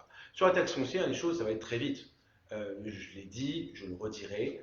Nous n'augmenterons pas les taux qui dépendent de la mairie pour la taxe foncière durant ce mandat. Le chiffre clé, c'est 0% d'augmentation. Voilà.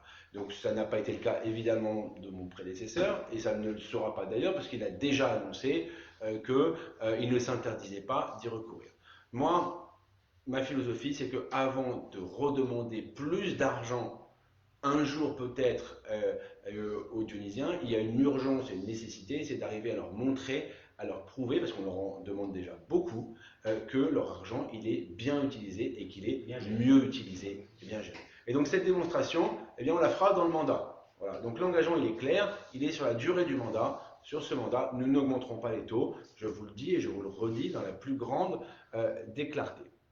Alors, sur le sujet que vous avez posé, j'allais dire, c'est même pas un sujet en premier financier sur la question du temps de travail. C'est un sujet tout simplement de légalité. Aujourd'hui, nous ne sommes pas dans une situation de légalité.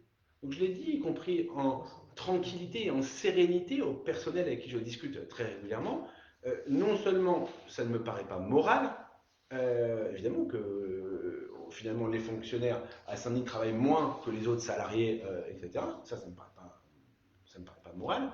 Mais de toute façon, il y a une loi qui a été votée l'année dernière qui impose à chaque collectivité de s'être mise en règle avec ces dispositions du temps de travail, c'est-à-dire que chaque fonctionnaire doit travailler 1607 heures par an, et cela avant l'été 2021. Donc, écoutez, de toute façon, cette question, moi j'estime qu'elle est réglée. Elle est réglée par la loi. À la limite, la question qu'on peut se poser, c'est est-ce que, parce qu'on arrivera à bien discuter avec les fonctionnaires, on arrive à l'anticiper? Je le souhaite, le faire le plus vite possible. Nous verrons comment nous organisons les choses avec les syndicats, avec les agents de la fonction publique lorsque nous serons en place. Mais parce que derrière, il y a des conséquences financières. Effectivement, le coût de cette mesure qui est estimé par la Chambre régionale des comptes, merci Leïla, c'est entre 4 et 5 millions d'euros. Et pendant ce temps-là, et là je vais m'adresser plus particulièrement aux agents, et pendant ce temps-là, on bloque les avancements de grade, notamment en fin de carrière, et notamment des avancements de grade au mérite. On a des gens qui travaillent bien et qui s'engagent, mais on leur dit bah non, on n'a plus assez d'argent pour augmenter ton grade. Et pendant ce temps-là, on demande à des agents de se mobiliser, y compris dans cette période difficile du confinement. On leur demande de faire des heures supplémentaires parce qu'il y a besoin, et on n'a plus assez d'argent pour payer les heures supplémentaires. On leur dit tu les récupéreras un jour, voilà, et donc on les stocke. Et bien voilà, c'est de cette anormalité de laquelle il faut sortir, voilà, et on aura à l'évidence un contrat social à repenser avec l'ensemble des personnels et des organisations syndicales. Et c'est pareil, on s'y attellera au début du mandat, mais pas du tout avec un objectif pas du tout en voulant être vindicatif vis-à-vis de qui que ce soit, mais en ayant un seul objectif en tête, c'est le service public et la qualité du service public que l'on doit rendre à nos concitoyens et nos Cathy, concitoyennes. je pense que tu veux rajouter quelque chose. Oui, simplement, sur la gestion du personnel, je voulais aussi insister sur la question du bien-être au travail, puisque ça a été un axe important de notre programme. Et là-dessus, je voulais revenir sur cette question-là de cette non-gestion de la reprise des écoles. On sait que les ATSEM notamment, et c'est une des raisons du blocage d'ouverture des maternelles, sont mobilisés en aide aux agents de service pour le respect du protocole sanitaire. C'est pas du tout un problème de ne pas pouvoir contribuer, hein. Moi-même, j'ai erré dans mon école à Sorano mardi matin et j'estime qu'on a tous et que pour le bien-être des enfants, c'est pas un problème d'aller aider à nettoyer les tables et à nettoyer le matériel qui a été utilisé. Donc voilà, mais simplement, encore une fois, c'est une approche où on n'a pas demandé, on n'a pas non plus concerté autour de ces ATSEM qui auraient pu être très utiles auprès des maternelles, auprès des grandes sections pour préparer le CP, et ça, c'est pas du tout pris en compte. Et du coup, c'est le reflet de cette gestion qui fait que nous, on a envie aussi de quand on travaille sur les missions et sur les fiches de poste qui sont actuellement tellement cloisonnées et tellement qui perdent du sens qu'on arrête de venir travailler à Saint-Denis avec la boule au ventre. Donc cette approche du temps de travail, elle est aussi largement liée sur ce qu'on veut faire sur le bien-être au travail. Alors, sur un autre sujet, mais Cathy, je pense que tu peux répondre sur la question de Jeanne qui demande si on est favorable ou ouvert au principe du référendum local et à quelles conditions. Et plus globalement, quels sont vos projets en termes de démocratie participative? Effectivement, ça a été une dimension forte de notre programme aussi. On sait qu'il y a une attente légitime des habitants sur cette question, qui, on l'espère, doit permettre aussi de redonner confiance sur cette démocratie représentative qui s'ouvre quand même beaucoup ces derniers temps et que nous, on a envie en tant qu'élus, parce qu'on va s'engager pendant 6 ans à contribuer à se rapprocher des citoyens. On a une mesure forte autour de l'atelier de citoyens que vous trouverez dans notre programme. On veut pouvoir sortir et on l'a beaucoup travaillé avec Yannick justement, on veut sortir de ces conseils qui sont créés un peu partout et qui finalement n'est qu'une façade et n'associe pas vraiment les habitants, ou alors on retrouve toujours les mêmes habitants surmobilisés et on touche pas les habitants. Donc il y a cette mesure sur l'atelier citoyen et le budget citoyen qu'on a annoncé, qu'on veut porter avec un budget beaucoup plus important, puisque si on veut cette dynamique de cet été citoyenne pouvoir qu'elle s'enclenche, il faut aussi impulser ce budget citoyen. Et peut-être Mathieu sur le référendum local. Et juste sur l'aspect citoyen, quand même dire aussi aux personnes qui nous écoutent que tout le fruit finalement de notre travail et le projet qu'on a proposé dès le premier tour a été pendant 2 ans discuté et proposé aux habitants d'y contribuer. Et donc cette démarche que l'on veut avec les citoyens demain, je crois qu'on se l'est aussi approprié dans la réflexion de notre projet, et c'est pour ça qu'on s'appelle aussi Notre Saint-Denis, de vouloir associer très largement les citoyens pour qu'ils s'approprient, qu'ils participent et qu'ils alimentent la réflexion collective. Et donc je crois que la question citoyenne, elle est aussi liée à l'intelligence collective, et c'est quelque chose auquel on croit beaucoup. S'il y a quelque chose qui est sûr, c'est que moi je suis convaincu que ce n'est pas une cinquantaine de personnes réunies dans un conseil municipal qui tout seuls pourront changer Saint-Denis comme on l'évoquait. Oui, il y a des décisions qui sont du ressort de la mairie et qui devront être prises par la mairie et qui devront être assumées par le maire et son équipe. Et donc ça, nous le ferons, mais si nous voulons changer en profondeur notre ville, eh bien ça passera par un engagement beaucoup plus large de personnes, et cet engagement, il mérite d'être considéré, il mérite d'être écouté, il a du poids, il a du sens, et il faut le valoriser. On réfléchit en ce sens-là, on n'a pas la prétention d'avoir eu toutes les toutes les bonnes idées, on en a eu des bonnes, mais on ne les a pas toutes eues encore, j'en suis sûr. Shems parlait par exemple, qu'il fallait aussi être réactif et agile. Je veux dire, pourquoi est-ce que là, dans ce temps où finalement de nombreuses associations n'ont pas pu peut-être même des fois faire leurs projets à cause du confinement, comment est-ce qu'on n'utilise pas peut-être un certain nombre de ces projets pendant l'été? Je sais que tu avais eu cette idée-là. Voilà, donc c'est aussi ça, être réactif, et c'est aussi ça, faire confiance. Moi, s'il y a une chose dont je suis sûr, c'est que euh, si on veut que ça marche, l'engagement citoyen, il faut donner du pouvoir aux citoyens, il faut donner des moyens d'agir. Un atelier citoyen, ça sera quoi? Ça sera bien sûr un atelier de consultation. Mais vous savez, quand la consultation n'est plus que du commentaire permanent, eh bien on voit ce qui se passe, c'est que petit à petit ça se délite et qu'il ne se passe plus grand-chose à la fin. Donc il faut donner un pouvoir d'agir à des citoyens entre deux élections. Et c'est ça notre philosophie du budget citoyen. Ceux qui siégeront entre guillemets à l'atelier citoyen seront désignés pour une période de 2 ans et ils auront un budget à décider, à attribuer à des associations ou à des collectifs, et aussi quelque part à rendre des comptes, parce que c'est aussi ça le jeu.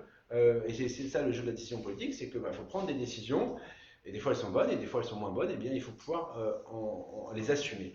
Il y a une question donc, qui va au-delà de ça, c'est la question du référendum d'initiative locale. C'est une procédure d'abord, le référendum local, qui est prévu dans la Constitution, qu'on peut mener à bien. Je prends l'exemple de mon ami le maire de Pierrefitte, Michel Fourcade, qui avait fait un référendum sur la question de l'armement de sa police municipale, qu'il avait d'ailleurs remporté très largement, parce que je crois qu'il y avait, je ne sais plus si c'était 80 ou 85% des votants qui s'étaient exprimés en cette faveur. Moi, je ne m'interdis pas d'utiliser cet objectif. C'est simplement ce à quoi je ne crois pas. Ce sont des référendums, excusez-moi de le dire comme ça, c'est des référendums de quartier ou des référendums qui viseraient uniquement un public concerné par tel ou tel projet. Un référendum local, il ne peut se faire qu'à l'échelle de la ville, sur une question qui concerne toute la ville. Parce que sinon, on n'est plus dans ça. Sinon, après, on n'est plus que dans la défense des intérêts particuliers, et je ne pense pas que le cumul des intérêts particuliers fait un intérêt général. Et c'est-à-dire, c'est pour ça qu'on fait une élection. C'est pour arbitrer ces contradictions. C'est pour arbitrer ces contradictions et essayer de définir une vision de l'intérêt général. Donc oui, nous ne nous interdisons pas du tout dans le courant du mandat de recourir à cette question du référendum local, notamment si nous arrivions avec une mesure forte, très impactante, qui n'aurait pas été prévue dans notre programme, ou là elle n'aurait pas été validée par vous lors de l'élection. Voilà, donc ça c'est une possibilité que nous gardons tout à fait ouverte, mais je refuse le principe d'un référendum systématique, comme certains ont pu l'évoquer, sur tel projet précis ou tel autre, etc. etc. Et surtout segmenté, entre guillemets, sur un quartier plutôt qu'un autre. Alors, justement, il y a une question qui revient sur la police municipale. Et tu parlais tout à l'heure de Pierrefitte avec le référendum local, justement, sur la police armée. Justement, c'est une question et une préoccupation de Constant, de Fabien et également de Amouche, mais aussi, si j'ai bien regardé, parce qu'on est obligé de compulser un peu toutes les questions, de Salah. Samedi, le deal s'amplifie, des rodéos, que comptez-vous faire dès juillet? Question posée par Amouche aussi. Après la mort, donc à Minneapolis, vous savez que les événements aujourd'hui aux États-Unis montrent aussi que c'est sensible. Pensez-vous toujours que l'armement de la police municipale est vraiment une mesure pour une ville apaisée? Et je terminerai par la proposition, donc je disais, de Salah par mail. Il disait, vous annoncez dans votre programme qu'une brigade de la police municipale travaillera jusqu'à 1h du matin en semaine et 2h le week-end. Serait-il envisageable d'avoir une police municipale présente 24 heures sur 24? Et 7 jours sur 7, j'imagine. Bon, écoutez, alors, je vais faire dans le sens inverse. Donc, sur la question de la police municipale, j'ai déjà répondu. Moi, je veux faire tout ce qui est utile. On est sûr et certain que la police municipale, jusqu'à la fin des horaires de transport, elle est utile et pertinente. Donc on va commencer par ça. Si on voit que les problèmes perdurent de tapage nocturne, par exemple, plus tard, on ne s'interdit pas, en cours du mandat, d'élargir ses horaires, d'élargir ses recrutements aussi qui vont derrière. Disons-le nous, hein. Pourquoi est-ce qu'aujourd'hui, il n'y a pas de police municipale qui marche le soir et la nuit? C'est parce que ça n'a jamais été une priorité budgétaire et que là où on devrait avoir, pour être dans la moyenne des villes de plus de 100 000 habitants, autour de 120, 125, 130 fonctionnaires de police municipale, on arrive péniblement à être une soixantaine aujourd'hui. Donc si on veut élargir les horaires, bah oui, il faudra augmenter le nombre de fonctionnaires municipaux de police municipale et ça, on s'y est engagé dans le cadre de notre programme. 7-7, moi je ne suis pas convaincu, je vous dis, je suis pas aujourd'hui, je ne suis pas sûr que ça soit pertinent, mais encore une fois, pas d'exclusif du coup sur ce 7-7, si, pardon, 7-7, il faut que 7 jours sur 7 avec cela, mais enfin sur le 24-24, je ne suis pas certain, je pense que ce soit nécessaire. Sur la question de l'armement, écoutez, moi d'abord, j'ai été, comme tout le monde, extrêmement choqué par les événements de Minneapolis. Enfin, je veux dire, qui sont malheureusement aux États-Unis, que le reflet d'un racisme structurel, en tout cas existant dans les forces de police, à l'évidence, quand on voit le nombre de meurtres de personnes noires et le nombre de décès suite à des actions diverses et variées de la police, on ne peut que constater qu'il y a un problème intrinsèque. Je vous le dis honnêtement, je ne pense pas, je pense que c'est un problème très fort aux États-Unis, je ne pense pas que c'est un problème qui existe partout, et je ne pense pas que par nature, toute police est raciste. Et je pense d'ailleurs dire qu'en France, la police n'est pas raciste. Qu'il y ait des faits de racisme chez certains policiers, on l'a vu, et je l'ai d'ailleurs dénoncé à l'île Saint-Denis, ce serait quand même un peu fort de café de dire que ça n'existe pas. Oui, ça existe, mais je ne pense pas que cela soit un racisme systémique, structurel, et en tout cas qui atteigne des proportions telles qu'on connaît aux États-Unis. Il y a des actions systémiques qui provoquent du racisme. C'est les contrôles aux faciès. D'ailleurs, moi, je suis contre les contrôles aux faciès et je pense que bien souvent, ces contrôles d'identité en pleine rue n'amènent rien et ne servent à rien, si ce n'est à provoquer une crispation tout à fait légitime de la part de la population vis-à-vis de la police. Donc ça, voilà. Ceci étant dit, ce n'est pas la police municipale qui fait les contrôles d'identité. Ce n'est pas son rôle. Ce n'est pas dans son pouvoir. Donc je ne pense pas qu'il y a de connexion, en tout cas, entre ce qui se passe à Minneapolis et le fait de l'armement de la police municipale à Saint-Denis. Si la police municipale, si nous avons proposé son armement, c'est parce que nous pensons que c'est utile et nécessaire. Si on demande à la police municipale d'assurer des missions de sécurité et en particulier le soir, et en particulier potentiellement dans certains quartiers touchés par la drogue, et je le souhaite, eh bien si nous lui demandons ça, il faut répondre à une question simple, c'est est-ce que la police municipale peut se retrouver pendant son action en face de quelqu'un qui lui-même est armé et lui-même veut faire usage de son arme, et malheureusement, en tout cas à Saint-Denis, cette réponse est positive, on le sait tous. Donc voilà, donc c'est pour cela. Dernière chose, après je veux dire un mot, James, sur la question de cet été, je ne vous cache pas que nous sommes inquiets. Nous sommes inquiets des suites du déconfinement. Oui, et ce n'est plus un relâchement, ça peut ressembler parfois à un délitement. La question de l'occupation sauvage de l'espace public, des nuisances sont en train de revenir et de caracoler vraiment de manière extrêmement perturbante, inquiétante dans un trop grand nombre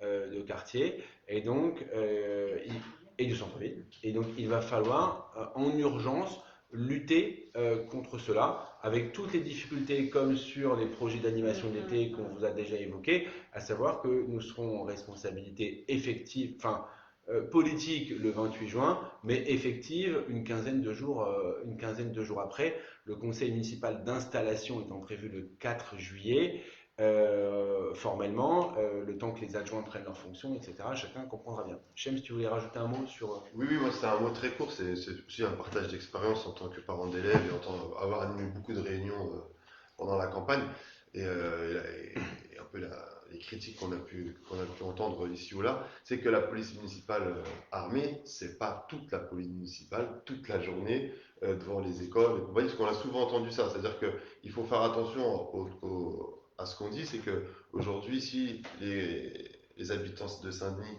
et moi-même, on souhaite plus de police le soir pour le tapage nocturne, pour les problèmes où que la police nationale ne se déplace pas, et on les veut tard le soir, il ne faut pas non plus qu'on ferme les yeux et qu'on oublie que ça nie quand même sur certains quartiers où en général, il y a quand même de la violence, il y a quand même des problèmes assez importants et qu'on ne peut pas ne pas protéger. Protéger ces agents, c'est quand même le minimum, mais je ne vois pas de policier municipal faire traverser avec une arme un matin. Voilà, c'est juste qu'il y a eu à un moment, il y a eu ce truc-là qui s'est fait, c'est tout le monde. Non, non, non, ce sera vraiment quelque chose de spécifique pour des brigades qui seront formées pour, et voilà. Voilà ce que je voulais ajouter parce que c'était un truc Merci, important. je voudrais juste terminer parce qu'on arrive au bout de notre Facebook Live. Termine par une question qui paraît très large mais qui est importante et c'est important que Oum ait sa réponse. Y a-t-il un contrôle des attributions de logement, car c'est une véritable catastrophe jusqu'à présent, et il y a beaucoup trop d'injustice. Et je dirais que beaucoup de questions sont encore en cours et malheureusement on ne pourra pas y répondre et nous sommes désolés, mais on pourra peut-être les recenser. Faire des réponses par faire mail, des par réponses, écrit. exactement. Donc, qui prend cette question? Merci, Cathy. Oui, effectivement, enfin, sur les logements, et là, la crise exacerbée du logement, on a eu beaucoup ça, nous, sur des familles en difficulté, sur l'aide alimentaire qui nous parlait de leurs conditions de logement et du coup nous parlait de cette opacité à la ville de Saint-Denis, non pas tant ces délais d'attente, parce que tout le monde est conscient que il y a un nombre de logements disponibles qui est beaucoup plus faible que la demande. Donc, mais en tout cas, sur ce besoin de transparence, les gens, et c'est valable sur tous les sujets, ils veulent juste savoir, ils veulent qu'on puisse leur dire vous rentrez dans tel et tel critère, oui, il faudra attendre, mais il y a peut-être cette perspective. Et donc nous, on a ces mesures fortes, donc il y a vraiment une double page dans le programme sur les questions de logement, qui sont notamment portées par Adrien Delacroix, qui travaille au conseil municipal actuellement dans l'opposition sur ces questions, et notamment la question de la cotation de la demande et des critères est très importante pour donner cette visibilité et cette transparence. Merci Cathy. Donc je voudrais juste terminer et surtout répondre, malheureusement désolé pour les questions de Nabil, Martine, Yacine, Abdelkader, Jamel, SOS Logement, David, etc. Il est important que nous avons fait l'exercice. On a répondu à 90% des questions, ce qui est quand même plutôt remarquable. Donc je vous remercie à tous d'avoir participé et d'avoir joué le jeu. Merci. À très bientôt. Merci. À très bientôt à tous et on espère vous retrouver et encore plus nombreux la prochaine fois lors de nos prochains Facebook Live que nous organiserons. Et surtout, comme je vous l'ai dit, n'hésitez pas à venir à notre contact durant ces 4 semaines. Il y a une grande part de l'avenir de Saint-Denis et de notre avenir à tous et toutes qui se jouera le 28 juin. Soyons collectivement au rendez-vous. Je vous remercie. Merci. Au revoir.